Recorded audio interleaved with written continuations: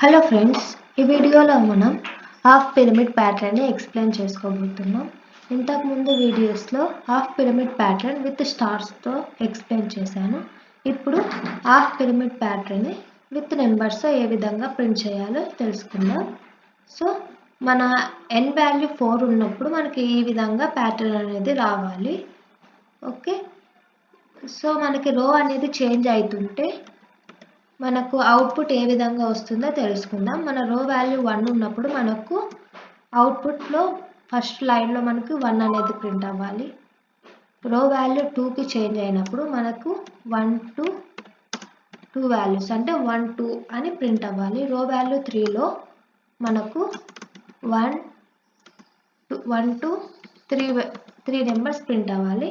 అలాగే రో number 4th రోకి వచ్చినప్పుడు మనకు 1 2 4 అని ప్రింట్ అవ్వాలి. సో ఇక్కడ మనం చూస్తే రో వాల్యూ 1 ఉన్నప్పుడు 1 నెంబరే ప్రింట్ అయింది. రో వాల్యూ 2 ఉన్నప్పుడు 2 టైమ్స్ అంటే 1 2 అంటే 2 టైమ్స్ ఇటరేట్ అవ్వాలి మన ఇన్నర్ లూప్ అనేది. రో వాల్యూ 3 ఉన్నప్పుడు మన లూప్ అనేది 3 టైమ్స్ ఇటరేట్ అవ్వాలి.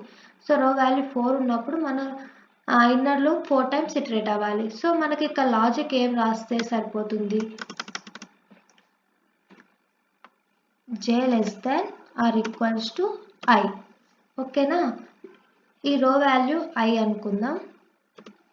సో ఇక్కడ I వాల్యూ మనకి 1 ఉన్నప్పుడు అంటే j వాల్యూ 1 ఉంటుంది.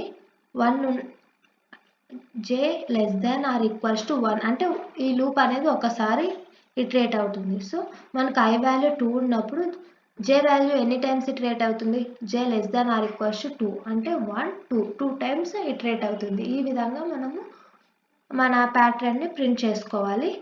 సో మనకి అప్రోచెస్లోకి వస్తే ఫస్ట్ నెంబర్ ఆఫ్ లైన్స్ ఎన్ని ఉన్నాయో చూసుకోవాలి. ఓకే,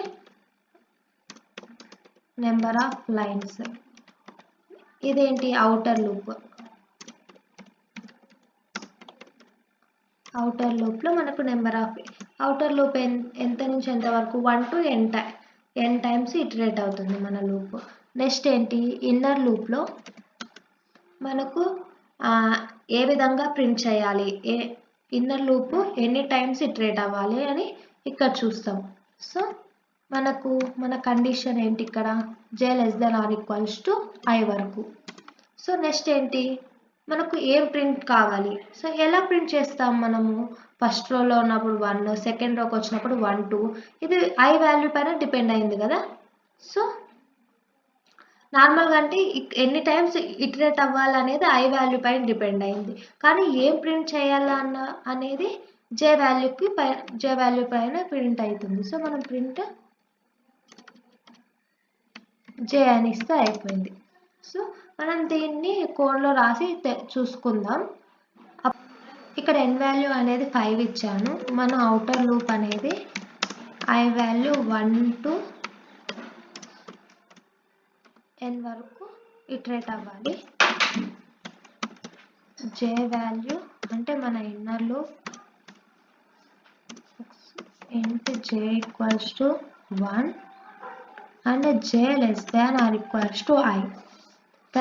ప్రతిసారి మన ఇన్నర్ లూప్ అనేది మన రో వాల్యూ ఏదైతే అన్నిసార్లు ఇటరేట్ అవ్వాలి. సో నెక్స్ట్ ఏంటి, మనం ఏం ప్రింట్ చేయాలి, system.out print j value. Okay, so ఇప్పుడు మనం రన్ చేసి చూద్దాం.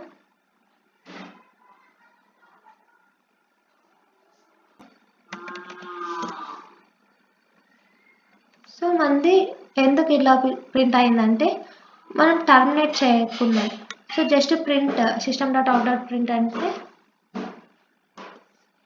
మనకు ఒకే లైన్లో అంతా వచ్చేస్తుంది.